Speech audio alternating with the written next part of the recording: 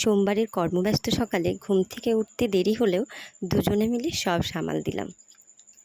রবিবার বাইরে গিয়েছিলাম, তাই রাতের কোনো খাবার রয়ে যায়নি। রান্না করিনি, তার জন্য খাবার রয়ে যায়নি। সকালে উঠে প্রচুর কাজ, কিন্তু মেয়ে যেহেতু ছোট, সারা রাত ঘুমোতে দেয়নি। ঘুম থেকে উঠতে দেরি হয়ে যায়। উঠে দেখি আমার বর উঠে গেছে। স্বামীর একটা ভালো কথা, ভালো ব্যবহার যেমন স্ত্রীর পুরোটা দিন ভালো করে দেয়, সেইভাবেই খারাপ ব্যবহারও ওই দিনটাকে খারাপ করে দেয়। সকালে তাড়াহুড়োতে এইভাবে স্বামীর সঙ্গ পেলে কে না শান্তি পাবে বলুন। সকালে উঠে দেখি সে রান্নাঘরে কি করছে না, ভাত চাপিয়ে দিয়েছে, একটু পেঁয়াজ কাটা হয়ে গেছে, লঙ্কা কাটা হয়ে গেছে। আমি কী করবে?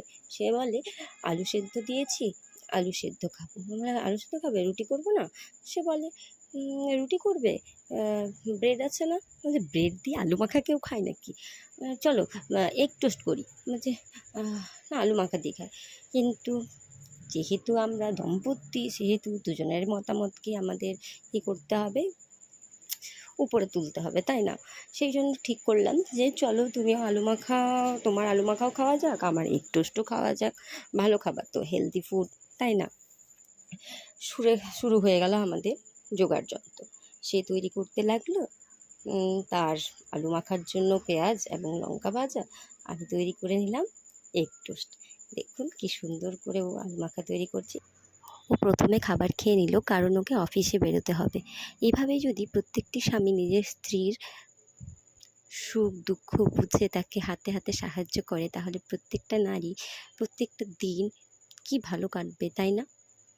আমরা তো খেয়ে নিলাম সুস্বাদু নিজেদের হাতের তৈরির খাবার। আপনারা বলুন, আপনারা সকালে কি খান? অথবা আপনারা আপনাদের স্বামীর সাথে সর্বপ্রথম বা সর্বশেষ কোন খাবারটা বানিয়ে একসাথে খেয়েছেন? নিশ্চয়ই জানাবেন কমেন্টে। Thank you.